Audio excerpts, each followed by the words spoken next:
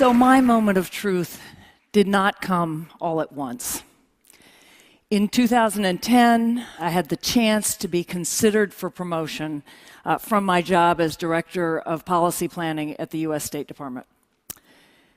This was my moment to lean in, to push myself forward for what are really only a handful of the very top foreign policy jobs. And I had just finished a big 18-month project for Secretary Clinton successfully, and I knew I could handle a bigger job. The woman I thought I was would have said yes. But I had been commuting for 2 years between Washington and Princeton, New Jersey, where my husband and my 2 teenage sons lived, and it was not going well. I tried on the idea of eking out another 2 years in Washington, or maybe uprooting my sons from their school and my husband from his work and asking them to join me. But deep down, I knew that the right decision was to go home, even if I didn't fully recognize the woman who was making that choice. That was a decision based on love and responsibility. I couldn't keep watching my oldest son make bad choices without being able to be there for him when and if he needed me. But the real change came more gradually. Over the next year, while my family was righting itself, I started to realize that even if I could go back into government, I didn't want to. I didn't want to miss the last 5 years that my sons were at home. I finally allowed myself to accept what was really most important to me, not what I was conditioned to want, or maybe what I conditioned myself to want. And that decision led to a reassessment of the feminist narrative that I grew up with and have always championed. I am still completely committed to the cause of male-female equality. But let's think about what that equality really means and how best to achieve it. I always accepted the idea that the most respected and powerful people in our society are men at the top of their careers, so that the measure of male-female equality ought to be how many women are in those positions. Prime ministers, presidents, CEOs, directors, managers, Nobel laureates, leaders. I still think we should do everything we possibly can to achieve that goal. But that's only half of real equality. And I now think we're never going to get there unless we recognize the other half. I suggest that real equality, full equality, does not just mean valuing women on male terms.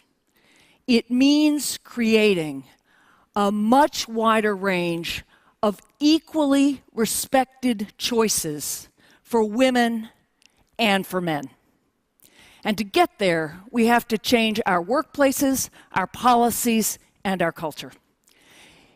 In the workplace, real equality means valuing family just as much as work, and understanding that the two reinforce each other.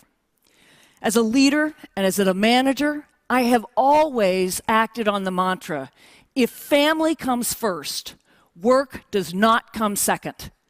Life comes together. If you work for me and you have a family issue, I expect you to attend to it. And I'm confident, and my confidence has always been borne out, that the work will get done, and done better. Workers who have a reason to get home to care for their children or family members are more focused, more efficient, more results-focused.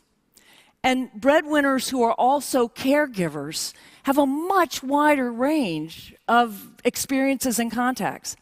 Think about a lawyer who spends part of his time at school events for his kids talking to other parents. He's much more likely to bring in new clients for his firm than a lawyer who never leaves his office. And caregiving itself develops patience, a lot of patience, and empathy, creativity, resilience, adaptability. Those are all attributes that are ever more important in a high-speed, horizontal, networked global economy. The best companies actually know this. The companies that win awards for workplace flexibility in the United States include some of our most successful corporations. And a 2008 national study on the changing workforce showed that employees in flexible and effective workplaces are more engaged with their work, they're more satisfied and more loyal, they have lower levels of stress and higher levels of mental health. And a 2012 study of employers showed that deep flexible practices actually lowered operating costs and increased adaptability in a global service economy. So you may think that the privileging of work over family is only an American problem. Sadly, though, the obsession with work is no longer a uniquely American disease. 20 years ago, when my family first started going to Italy, we used to luxuriate in the culture of siesta.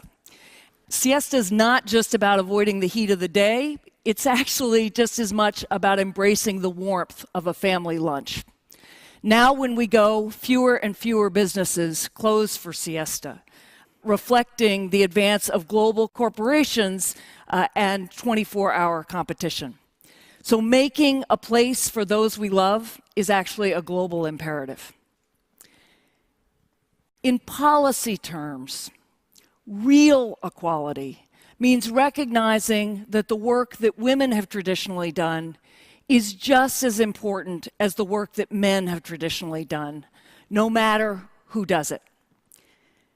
Think about it. Breadwinning and caregiving are equally necessary for human survival. At least if we get beyond a barter economy, somebody has to earn an income, and someone else has to convert that income to care and sustenance for loved ones. Now, most of you, when you hear me talk about breadwinning and caregiving, instinctively translate those categories into men's work and women's work. And we don't typically challenge why men's work is advantaged. But consider a same-sex couple, like my friends, Sarah and Emily. They're psychiatrists. They got married 5 years ago, and now they have 2-year-old twins. They love being mothers, but they also love their work, and they're really good at what they do. So how are they going to divide up breadwinning and caregiving responsibilities? Should one of them stop working or reduce hours to be home? Or should they both change their practices so that they can have much more flexible schedules? And what criteria should they use to make that decision? Is it who makes the most money? Or who is most committed to her career? Or who has the most flexible boss? The same-sex perspective helps us see that juggling work and family are not women's problems. They're family problems. And Sarah and Emily are the lucky ones because they have a choice about how much they want to work. Millions of men and women have to be both breadwinners and caregivers just to earn the income they need. And many of those workers are scrambling. They're patching together care arrangements that are inadequate and often actually unsafe. If breadwinning and caregiving are really equal, then why shouldn't a government invest as much in an infrastructure of care as the foundation of a healthy society as it invests in physical infrastructure as the backbone of a successful economy? The governments that get it, no surprises here, The governments that get it are Norway, Sweden, Denmark, the Netherlands, provide universal child care, support for caregivers at home, school and early childhood education, protections for pregnant women, and care for the elderly and the disabled. Those governments invest in that infrastructure the same way they invest in roads and bridges and tunnels and trains. Those societies also show you that breadwinning and caregiving reinforce each other. They routinely rank among the top 15 countries of the most globally competitive economies. But at the same time, they rank very high on the OECD Better Life Index. In fact, they rank higher than other governments, like my own, the US or Switzerland, that have higher average levels of income, but lower rankings on work-life balance. So, changing our workplaces and building infrastructures of care would make a big difference. But we're not going to get equally valued choices unless we change our culture. And the kind of cultural change required means re-socializing men. Increasingly in developed countries, women are socialized to believe that our place is no longer only in the home. But men are actually still where they always were. Men are still socialized to believe that they have to be breadwinners, that to derive their self-worth from how high they can climb over other men on a career ladder. The feminist revolution still has a long way to go. It's certainly not complete. But 60 years after The Feminine Mystique was published, many women actually have more choices than men do. We can decide to be a breadwinner, a caregiver, or any combination of the two. When a man, on the other hand, decides to be a caregiver, he puts his manhood on the line. His friends may praise his decision, but underneath, they're scratching their heads. Isn't the measure of a man his willingness to compete with other men for power and prestige? And as many women hold that view as men do, we know that lots of women still judge the attractiveness of a man based in large part on how successful he is in his career. A woman can drop out of the workforce and still be an attractive partner. For a man, that's a risky proposition. So as parents and partners, we should be socializing our sons and our husbands to be whatever they want to be, either caregivers or breadwinners.